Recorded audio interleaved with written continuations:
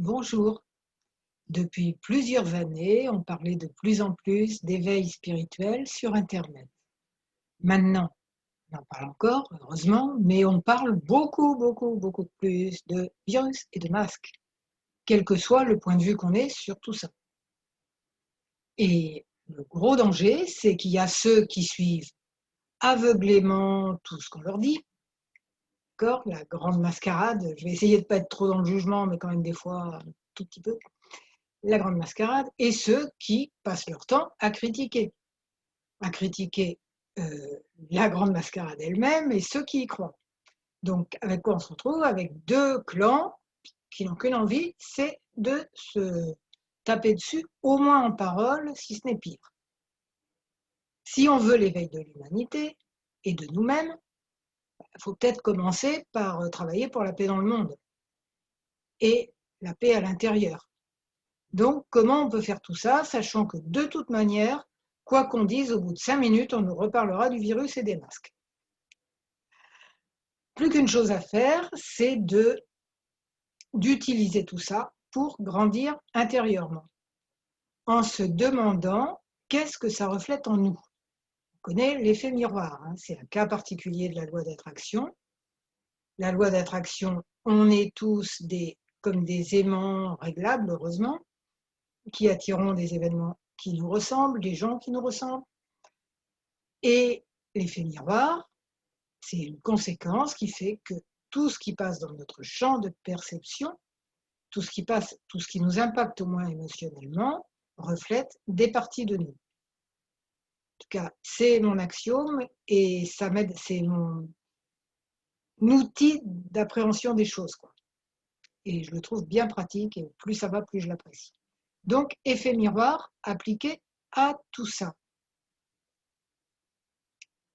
D'abord, l'idée de gouvernement de l'ombre, dont on parle aussi beaucoup, hein, à mon avis, il reflète nos ombres intérieures. D'accord? On n'est pas aussi méchant, bien sûr, on va dire, non, on ne peut pas. Mais c'est un outil qui permet d'aller les explorer avec bienveillance, bien sûr. Donc, qu'est-ce qu'on peut observer en nous et observer dans le monde avec toutes ces histoires? Alors, première chose, déjà observer qu'on a peut-être un petit peu perdu notre logique dans l'histoire. Les autres seulement, hein, pas nous, quoique, un petit peu quand même. Donc, importance de se recentrer toujours dans ça. Parce que on peut disjoncter, c'est un égrégore tellement fort, cette peur collective, qu'on baigne dedans, quoi, comme l'air qu'on respire, l'air pollué qu'on respire. Donc, rester centré et rester logique. Et connecté à notre sagesse intérieure autant qu'on peut, bien sûr. Qu'est-ce qu'on peut observer de tout ça? Les masques, qu'est-ce qu'ils symbolisent? J'oublie, voilà. Ils symbolisent l'éloignement qu'on a les uns envers les autres. Ok? On est à la distanciation sociale d'1 mètre, de 2 mètres, tout dépend des gens. Bref, une distanciation sociale, on n'a pas le droit de faire des bisous, de serrer la main. Bon, ça nous met en face que cet éloignement les uns des autres est hyper toxique. Et nous, on n'a jamais été éloignés les uns des autres? Je pense que si on y regarde de plus près, le travail était bien commencé déjà. Ça n'a fait que de mettre en évidence, de souligner en rouge. Regardez à quel point vous êtes loin les uns des autres, à quel point vous n'êtes pas reliés par le cœur, par le meilleur de vous-même. Déjà, d'une part, je survole un petit peu tout ce qu'on peut regarder de plus près. Les masques. En grec, le mot persona signifiait le masque de théâtre. D'accord? Le masque qu'on met pour jouer une pièce. Or, une incarnation, c'est jamais qu'une sorte de jeu. J'aime bien la comparaison plus moderne avec des jeux vidéo, mais notre âme, elle est en train de vivre juste une expérience, de tourner un film, si vous voulez. Mais on s'est complètement identifié à notre masque, à notre personnage. Un petit peu comme Johnny Westmuller, celui qui jouait Tarzan, Il paraît qu'il a fait de l'Alzheimer et qu'il cherchait à jouer Tarzan dans sa maison de retraite. Nous, on est pareil, on est collés à nos masques. Des masques positifs ou des masques négatifs. Hein. Moi, j'ai une belle maison, gna gna, j'ai réussi socialement, gna gna gna. Ok. Et si tout ça s'écroulait, qu'est-ce qui reste de toi? Bon. Ou des masques négatifs, qui peuvent être moi je suis nul en ceci, en cela. En général, les je suis nul, ça nous sert à nous protéger, comme ça on s'imagine qu'on ne nous embêtera plus sur le sujet où on a décidé qu'on était nul. Mais c'est un masque auquel on finit par croire. Et ça aide pas non plus. Quoi d'autre? Des mémoires d'étouffement qui peuvent nous revenir à travers physiquement quand on porte ce masque. L'étouffement, j'en parlais déjà dans d'autres vidéos par rapport aux symptômes du coronavirus, hein, où il y a cette idée d'étouffement aussi. Et j'ai l'impression que des mémoires ancestrales se reviennent vraiment à la surface, en ce moment plus que jamais. J'en parle dans toute ma playlist où il y a plein de vidéos sur ce sujet qui s'appelle Situation actuelle, éveil individuel et éveil de l'humanité. Croissance intérieure et éveil de l'humanité. Tous ces sujets sont abordés plus en détail avec des protocoles EFT. Je continue la soumission. Hein, des mémoires collectives de soumission, on en a plein. Y compris nous. Oui, oui, c'est pas seulement ceux qui portent des masques et qui croient ce qu'on leur dit à la télé. Quelles sont nos zones de peur dans notre vie? Et on est soumis à notre peur, c'est déjà beaucoup. D'accord? Comme ceux qui portent le masque parce qu'on leur a dit qu'il fallait le mettre. Et comme les gens qui sont conscients qu'il y a quand même des drôles de trucs derrière tout ça, le mettent quand même souvent, je pense, par peur, non pas du virus, mais de l'amende. Donc on est toujours dans une soumission, un mélange de peur, même si à l'intérieur, ça bouillonne. D'autre part, ce qu'on peut apprendre de tout ça, plutôt que de critiquer sans arrêt chaque clan en critiquant l'autre, oui, ces gens, ils sont inconscients, ils ne portent pas de masque, ils veulent contaminer tout le monde, ou oui, ces gens, c'est des grands naïfs, ils croient tout ce qu'on leur dise. Bon, si on arrêtait cette guéguerre, en se mettant à la place les uns des autres. Donc, qui est touché, qui est vraiment touché par toutes ces histoires? Ceux qui sont touchés les plus forts. On va commencer par ceux qui avaient déjà une peur panique des maladies. C'est pas courant, mais c'est une phobie comme une autre. D'accord? Peut-être que quelqu'un où il y aura eu beaucoup de maladies graves dans sa famille ou dans son arbre généalogique, il va se retrouver hypocondriaque, même quand il n'y a aucun risque de maladie à l'horizon. Alors, je ne vous dis pas maintenant ce qu'ils doivent endurer. Vraiment, donc, tous ces gens dont je vais parler, je souhaiterais qu'on envoie de l'énergie du cœur envers eux. Et envers tous ceux que j'aurais oubliés aussi. Hein. Je pense à eux quand même si j'en suis pas consciente. Désolée. Donc, je pense vraiment à tous ceux qui souffrent de toute cette histoire et tous ceux qui souffrent tout court, après tout. Ok, donc eux, les claustrophobes, qu'est-ce qu'ils ont dû déguster pendant le confinement? Hein, c'est horrible, ça aussi.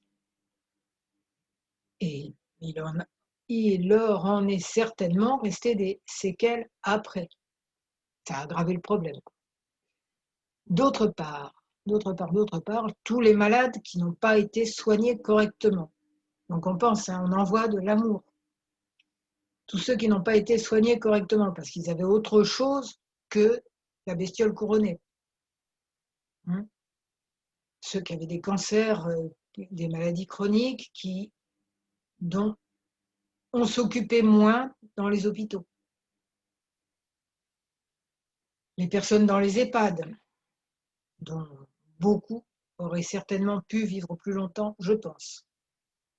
Les proches de tous ces gens, qui doivent être dans une sacrée colère quand même.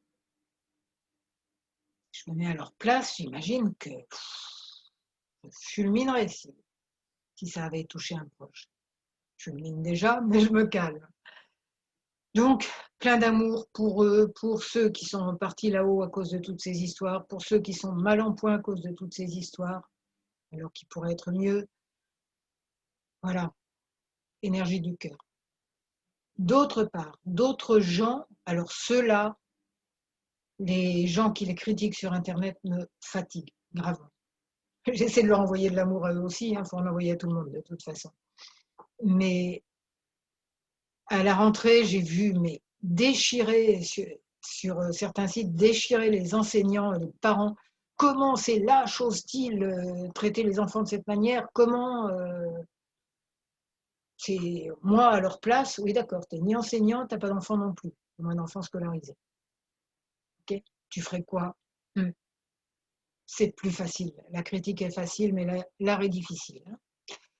Les soignants qui ne devraient pas accepter ce qui se passe, oui, il y en a qui parlent, il y en a de plus en plus de médecins qui disent non, mais tout ça, ça va pas.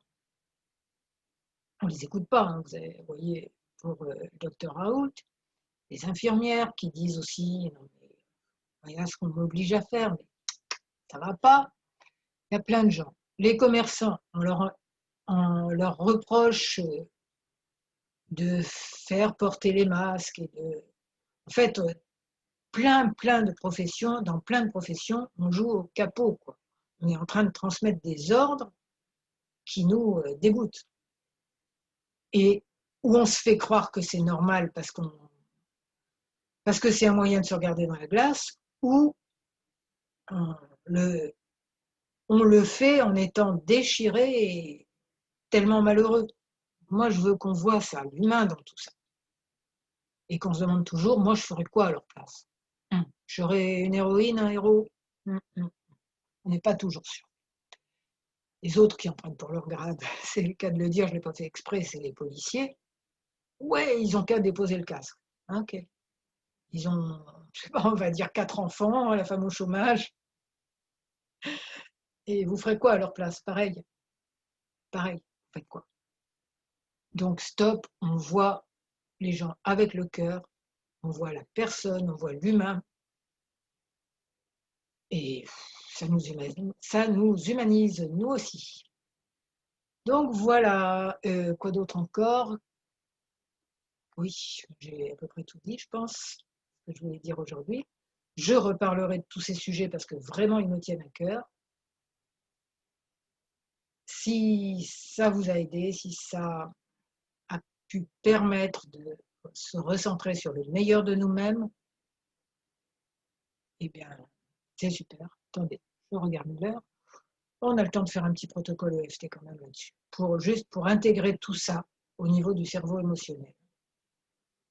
Alors, je me présente, je suis Claude Canivez, thérapeute EFT et auteur du blog J'aime le EFT. Vous avez plein de renseignements sur cette super technique en cliquant sur les liens ci-dessous ou en tapant sur Google ou sur un moteur de recherche le nom de mon blog qui s'appelle J'aime le EFT. Et maintenant, on y va, vous faites les mêmes gestes que moi, vous dites les mêmes choses et vous mettrez, si vous voulez bien, et je vous en remercie d'avance, en commentaire, parce que ça a donné pour vous tout ça. C'est parti. Même si je suis tellement furieuse de la situation actuelle, ou que j'ai peur, ou les deux, et que des parties de moi ont cru que l'éveil spirituel, c'était juste une lointaine théorie,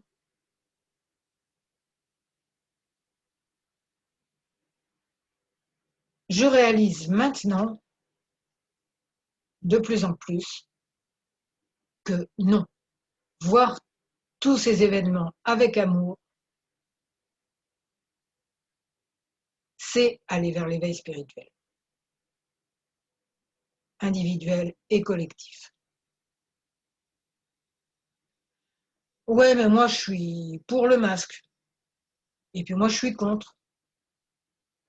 Et puis les autres, ils ont qu'à penser comme moi. Ils m'énervent de ne pas être de mon avis. Vous répétez hein, dans tous les petits moments comme ça. Il m'énerve de ne pas être de mon avis. Moi, je vais leur expliquer.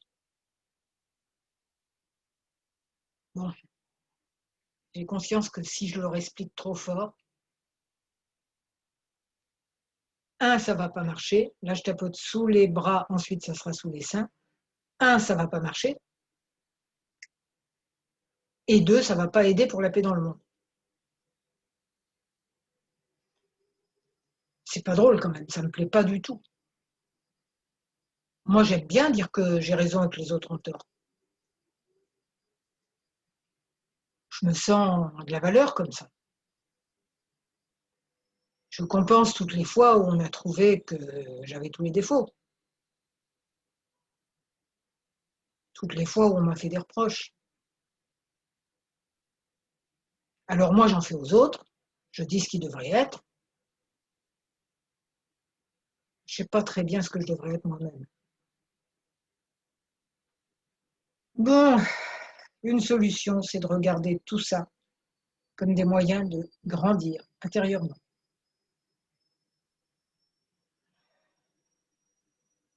Je pourrais me calmer, me recentrer sur ma sagesse intérieure, me rappeler que je suis bien plus que ce que je ne crois être,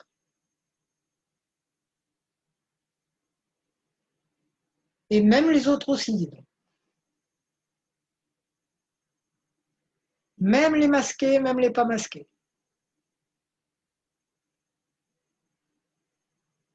On a tous une sagesse intérieure. Et la vie est en train de nous faire évoluer un maximum à travers toutes ces histoires. Alors, on peut choisir de guérir plein de zones d'ombre en nous, ou on peut choisir de les aggraver en détestant tout le monde. J'aime mieux guérir des choses en moi. Guérir, par exemple, guérir mon éloignement vis-à-vis des autres, ma peur des autres, comme s'ils étaient des dangers potentiels. Je me rappelle de la loi d'attraction. Je vais attirer des gens dangereux pour moi si je m'attends à attirer des gens dangereux pour moi. Je peux me programmer de plus en plus à attirer des gens qui seront positifs pour moi. Et pour les autres aussi de préférence. Je peux regarder ces masques comme un rappel de mon masque social, de mes masques sociaux.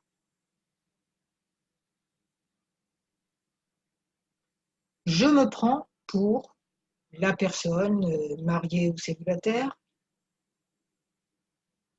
avec ou sans enfant, avec tel métier ou pas de métier, avec beaucoup d'argent ou pas beaucoup d'argent. Et je me prends très vite pour tout ça. Mais tout ça, c'est qu'un masque. Et quand je monterai là-haut, je l'aurai plus.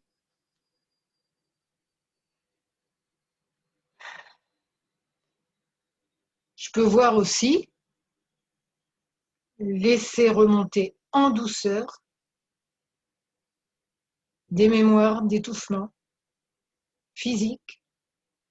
On a tout vécu dans nos vies précédentes. D'étouffement dû à des maladies ou à des accidents, des choses dramatiques. Et d'étouffement dans notre vie, à force de faire des métiers qui n'ont pas de sens, par exemple. Ou d'étouffer dans des relations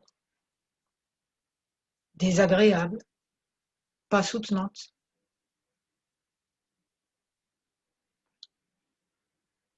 Donc, je regarde mes zones d'étouffement, parce qu'il y en a, forcément.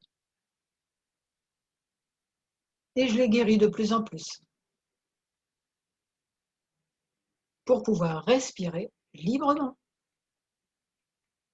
Je vois aussi mes zones de peur et de soumission.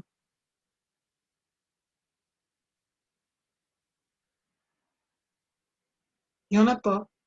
Oh, que si. Oh, que si, en cherchant bien, même sans chercher très loin. Juste en arrêtant de regarder la soumission des autres.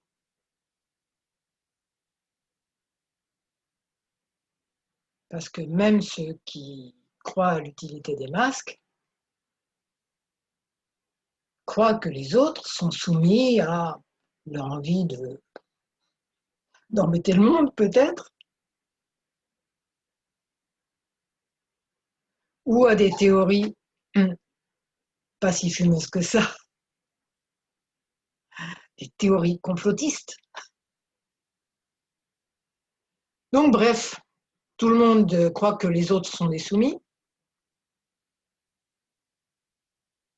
que le monde entier est soumis, sauf nous. Bon, ça fait encore du boulot d'aller voir ces zones de soumission.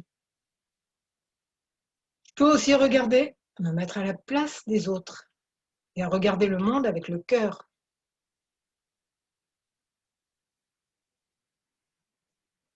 Envoie de lumière et d'amour à ceux qui ont toujours eu peur des maladies et qui en ont encore plus peur maintenant. Envoie d'amour et de lumière à ceux qui avaient peur d'être enfermés et qui ne se sont peut-être pas encore remis du confinement. Envoie d'amour et de lumière à, aux malades et à leurs familles qui n'ont pas pu être soignés correctement à cause de toutes ces histoires. Qu'ils soient malades de la bébête couronnée ou d'autres choses.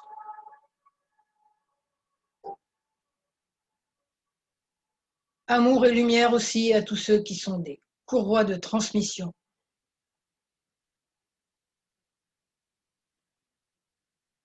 Pour faire des actions qu'ils détestent. Ou qui ne veulent pas voir que leur âme déteste ça.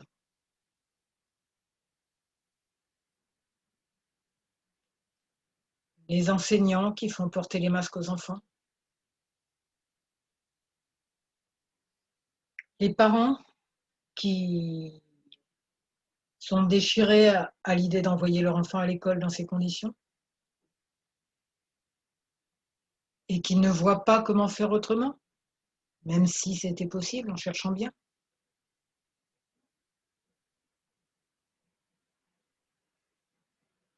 Des soignants qui n'ont pas pu soigner avec les médicaments qu'ils auraient voulu.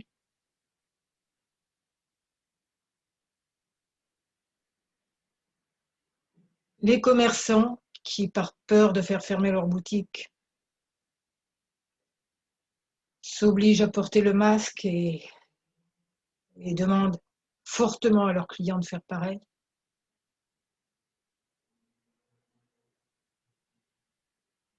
Et les policiers chargés de faire respecter tout ça, alors qu'ils n'y croient peut-être pas plus que ça non plus. Amour, énergie, lumière à tous ces gens. Et aux parties de moi qui auraient tendance à râler après eux quand même, ou après d'autres. Amour et lumière aussi à tous les affreux méchants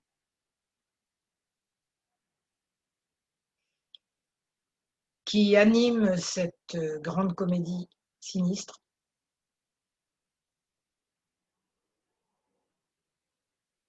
Amour et lumière pour qu'ils se rappellent qu'ils sont aussi des soleils derrière les nuages.